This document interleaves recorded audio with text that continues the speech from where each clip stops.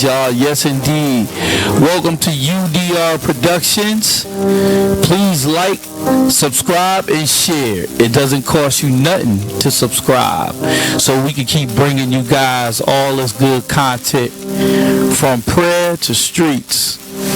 UDR Productions. Let's go and let's get it.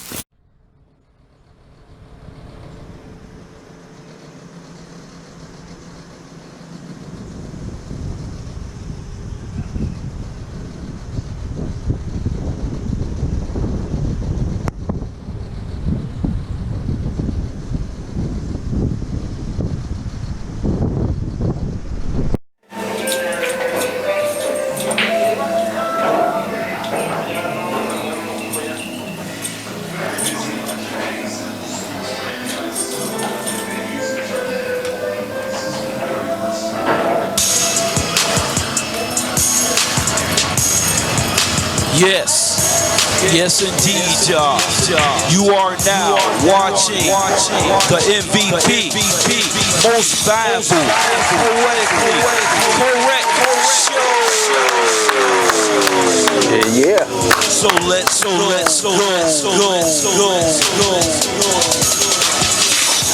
Good evening once again. What's up, my brothers and sisters? What's happening? You're listening to your boy MVP, most valuable poet, the proud Diana Black, Puerto Rican man of God for the Bronx where life started, Kermit on Bridgeport CT. Folks, we're going to have a great time. We're going to give a quick shout out and acknowledgement to the Almighty God, Jesus Christ. Thank you for making this happen. If it wasn't for you, none of this would happen. We want to give a shout out to Murphy's Law for once again giving us this platform to just bringing this noise, legitimate noise, to the crowd, to the audience, to really bring forth the attention of what we're going to talk about. But before I introduce this amazing guest, folks, if you want some roasted pasta, fine wine, seafood, Murphy's Law's the spot. So, without further ado, I want to introduce an amazing, incredible person, screenwriter, Mr. Edward Figueroa, my brother. Yeah. What's good, baby? How you doing? Oh man, it's a pleasure to be here, man. We've been going back and forth a little bit. And it was not scripted. I promise you right now. This is what we like to do. We like to just kick it before we actually go on the air. But now that we're on the air officially, let me ask you this: how are you? How you feeling? I'm good, man. I'm blessed, man. You know, just to be sitting here with you, man, and kicking it, man. That's what it's all about. And I was saying this with you, and I want everybody to know how powerful it is to continue to support and love each other as far as what we're doing to give back to the community, what we're doing to inspire, what are we doing to give it hope. So you can uplift others and not crap on other people to boast. It's about unifying, it's about coming together, it's about working as strong as one unit. So I know you're a screenwriter, and I know you have wrote numerous films. One of the big things that really stood out to me, and I know you have touched upon this, and I want you to really expand on this. I'm an advocate of one of this big issue. There has been drugs, substance abuse that has been tormenting folks out here in Bridgeport. They're trying to legalize marijuana, which I oppose passionately. I don't care how you call it. They can call it recreational, medical, sentimental, occasional. I don't care what they call it. It's still marijuana. You're still smoking weed. I have an issue with the whole aspect of having access to drugs that's going to open up the floodgates to other heavy drugs, cocaine, crack, opioids, as you know what's going on here in Bridgeport. Yeah. Talk about the importance of what you do in terms of the Warriors Empowerment Group. Talk about your importance as far as the advocacy on trying to stop one of the main issues that's been affecting our community, in your opinion, sir. Well, you know what? You know, we are a product of our environment. You know, and when it comes to addiction, it's something that's really passionate in my heart. You know, it's a purpose in my life. And when it comes to, you know, let's talk about opioids and stuff like that. When it comes to addiction and when it comes to people who are struggling with addiction, first thing we have to understand is that most of these individuals have gone through a lot of trauma in their life. You know, you don't judge a man or a woman unless you've had an opportunity to walk in their shoes, number one. So I never look down on nobody. I understand that everybody has a story. That's right. And how you got there isn't as important to me as how I can help you see the light and find your way out of there. You know, in our lives, there's two things that dictate in our minds where all the greatest battles we face. Right. Every great battle that we've ever faced and we will ever face happens in our mind. Our body has an immune system. Right. So does our mind. Right. So if I continue to fill myself with positive messages, positive literature, positive things, my mind, I make my mind strong. A lot of people go to the gym. I go to the gym every once in a while, but I take my mind to the gym every day, 2, 3, 4 times a day. Right. I try to make sure that my mind is strong, so every time something negative happens in my mind, I first recognize it, that I'm in the dark. Then I can go and illuminate and create light inside my mind. That darkness is nowhere to be found. And then understand, give thanks to where it all comes from, because if you have faith in your life, you can fight anything. I believe that we have inside of us, every person has inside of them to beat any obstacle or problem that comes in our lives. We just have to find and strengthen those tools up. And instead of programming ourselves to retreat in times when we need to stand up, turn around and fight. You know what I mean? Especially those people who are in recovery. You turn around and you fight. And you fight for one more day of sobriety. Those days add up to weeks. Those weeks add up to months. You know what saddens me though, is that to your point about trauma, and as a counselor, I've dealt with young people and adults who have dealt with traumatic experiences in their life, and it's getting younger. Number one, it's getting younger, and the totality of how traumatic the experience has been, it almost seems like they have nowhere else to go. But even in spite of that, there is a way. They have all these resources available from these recovery groups, these faith-based organizations, which I know is something that you've been very passionate about. Right. So talk about the organization that you've been an advocate of in terms of galvanizing young people, galvanizing people who have gone through traumatic experiences like being gang raped, being involved in gangs, drinking at an early age, selling drugs, being an addict at a certain age. Talk about the importance of what it means to say you are not how society defines you, but it's how you deal with those trials that defines who you really are to you, in your opinion, sir. So, you know, we have a conscious mind and we have our subconscious mind. Our subconscious mind is made up of files and belief systems that most of them are false. Right. And that is what dictates most people in their lives. So if somebody pushes your button and you get angry, you react the same way you've always reacted. That's never worked. You're always going left. You're always going left without even stopping to think of, wait a minute, man, I've been going left all my life and it ain't been working. Right. I need to try to go right. So right. Yeah. And although you can't see where you're going, but when you walk on faith and you believe that I'm supposed to be going, the book of Eli, right?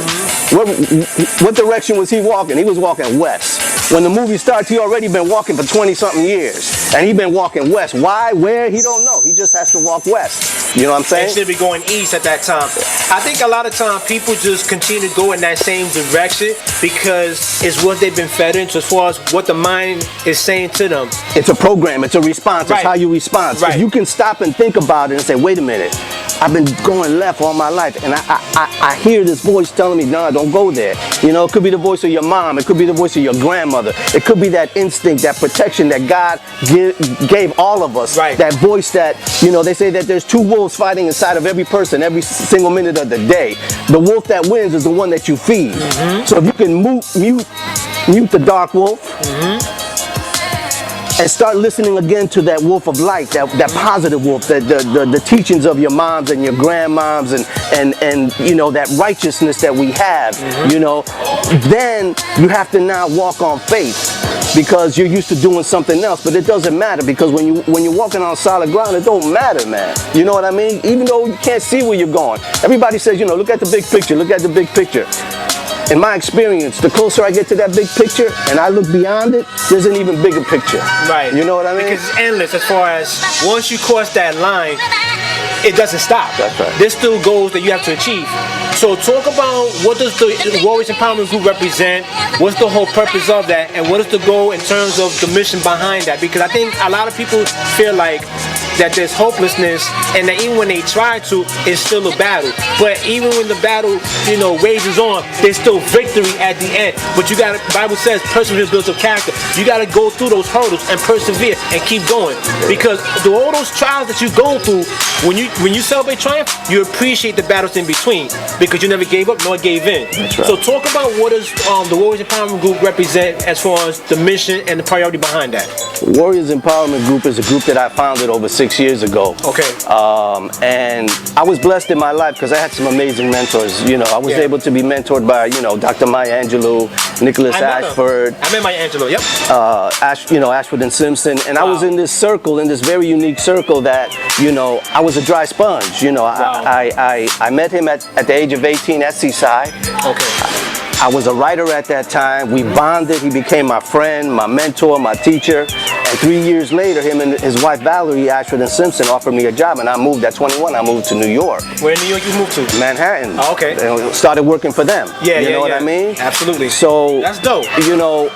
I was blessed in that sense. So I was able to develop something because what I learned in the long run, how they mentored me was to, if I have a conversation with you, I'm feeling the weakest of your energies among all your energy. Right. And then I create inside something, and a lot of people do this, this ain't unique, to strengthen those weakest of energies with you. So that's the basis of Warriors Empowerment Group. Also to make those in recovery and those fighting with addiction understand that they are the strongest human beings on the face of this planet. All the trauma that they've been through, don't listen to people who look down on you. Don't listen to people who misjudge you. They couldn't walk a day in your shoes. They could not walk a day in your shoes. You are amongst the strongest human beings on the face of this planet. All you have to do is hone in on those weapons, uncover that faith that you lost that's buried under tons of trauma. You'd strengthen that as much as you can. And don't fight for 6 months from now. Fight every day for one more day, because those days add up. And that's how you beat addiction. It's not easy, but it is worth it. Keep walking west. You know what? The fight is worth fighting for, because in the end you see that light. And to your point, you said there's a lot of dark times, and there's a lot of people living in dark times. The best thing you can ever have is to always have faith in God first. Right. And then have encouragement of others to rally around you and say, look, brother, look, sister, you're not in this battle by yourself. We are in this together. Because right now, sometimes when someone goes through a battle or whatever it is as far as the trials, they feel like they're in this bubble by themselves. But when they see others that's going through struggles, and every struggle is different for different people, but it's still a struggle in itself. So, it's important to just support each other and to galvanize around each other, to uplift each other, most of all, love each other and encourage each other and say, look, don't let what you're going through define you. Don't let your past dictate your future, but let what you're going through presently strengthen you so that as you move forward, you can save that one person that was lost that can relate to you.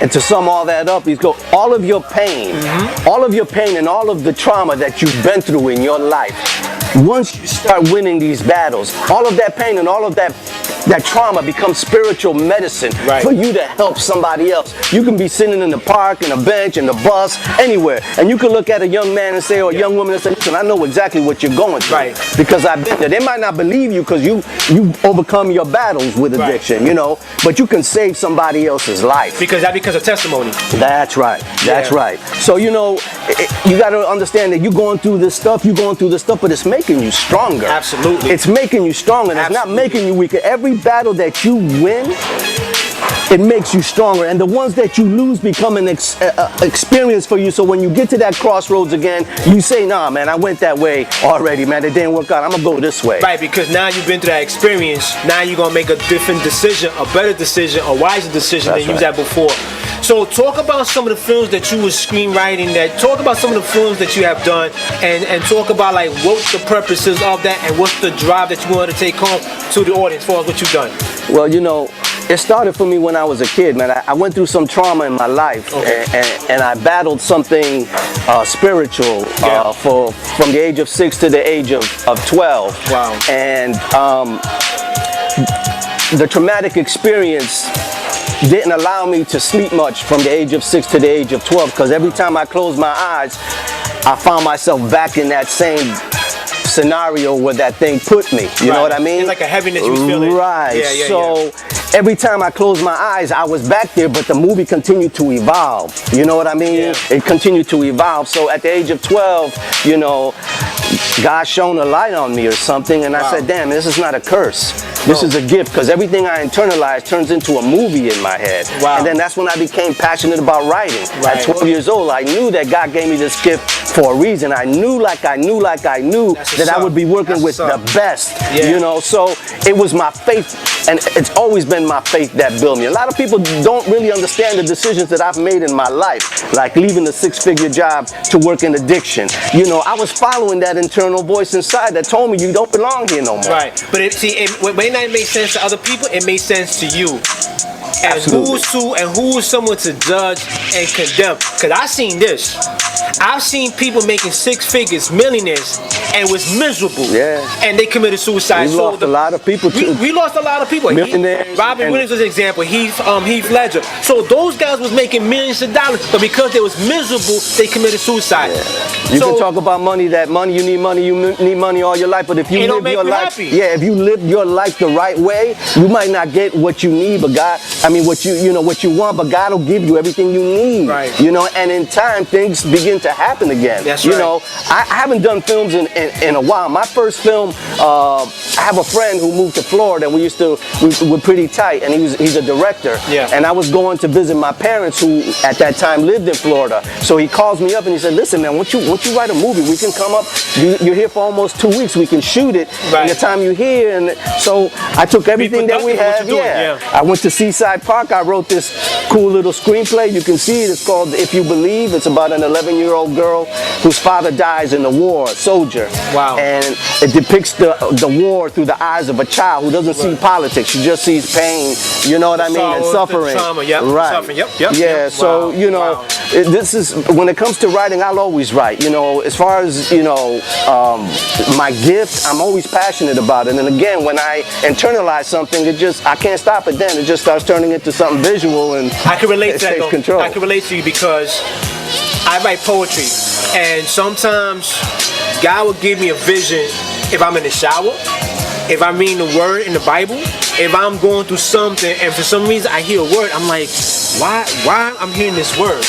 And once that word comes out, it flows, it leaks. And it's similar to what you're saying, like something's going on in your life, whatever you have went through, you're able to internalize it in a productive way that the word comes to your mind, and once that word, whatever that word is, it leaks to where you say, I'm gonna write it out. Because now it's gonna put all the pieces together at that particular point in time, at that particular juncture. So it makes a lot of sense what you're saying. I get it. Well, you know what, man, I want to talk to you about this because I mentor a lot of people, and I was talking to a young creative writer recently, and he told me, you know, he got this inspiration, and he was so excited when he got out of bed. He tripped and he lost his train of thought looking for a pen, and whatever he was doing, he lost his train of thought and he couldn't get it back. And it hurt him so bad. And I said to him, you know what?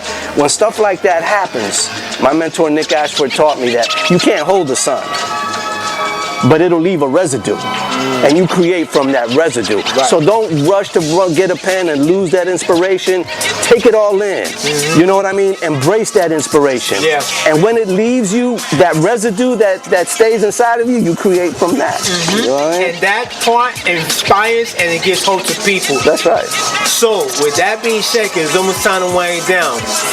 Let folks know what's the best way that they can reach you. What's the best way that folks can see some of the moves that you did. What's the best way that they can have access to you? Well, I'm very humble when it comes to stuff like this. I don't put a lot of my stuff out, but I just started my YouTube page recently. Right now, I just have the interviews on there, but my daughter's gonna start putting my films on there as well, because I try to keep, you know, Warriors Empowerment Group. That's my purpose in life, separate from what I do in entertainment. But it intertwines, because like right now, I'm working on a script that we're gonna shoot shortly, and it deals with addiction. So if you want to find me, you can go to my Facebook page. Is the best way, Edward Figueroa. And people laugh at me when I say Facebook, but you know what? I acquired licensing deals with MTV Viacom on Facebook. I booked somebody on the Steve Harvey show on Facebook. my Facebook is used. My people on Facebook, they're in the industry. Right. People that I worked for in entertainment for over 30 years. People that I know and I love. Yeah. So that's a part of me so trying to keep it separate really didn't work, because now I'm working on a film about addiction. Wow. I play myself, the Warriors Empowerment Group, Nice. but it deals with addiction. It's a short film, and I got to give a shout out to Joel Roman, the actor that I'm meeting with. Yeah, he's the one I was with him last week. Yeah, he's gonna star in that with me. I got to give a big shout out to my partner in crime, Justin Riley, Just Right. He's like my spiritual mentor for me, who when I'm down, he knows when I'm down, and I'll get a text from him, like, get up, you know what I'm saying? Yeah, so, definitely. And all the people around me, I can never do this by myself. Absolutely. God puts all the pieces of the puzzle in front of you to create and make your dream come true. You have to find those pieces and put them where they go. Right. I make it a habit of every morning when I wake up, I get my coffee and I start networking. I network between 2 and 3 hours every morning. I've been doing this for 30 years, Wow. you know what I mean, before I start my day. And then, I start working from there. And with that being said, folks, subscribe to UDR Productions Go Love Team. You're listening to your boy MVP. Shout out to my man Edward Figueroa. We're going to do a part 2 when we come right back. Out. Yes, indeed, y'all. Yes, indeed. Welcome to UDR Productions. Please like, subscribe, and share. It doesn't cost you nothing to subscribe, so we can keep bringing you guys all this good content from prayer to streets. UDR Productions. Let's go and let's get it.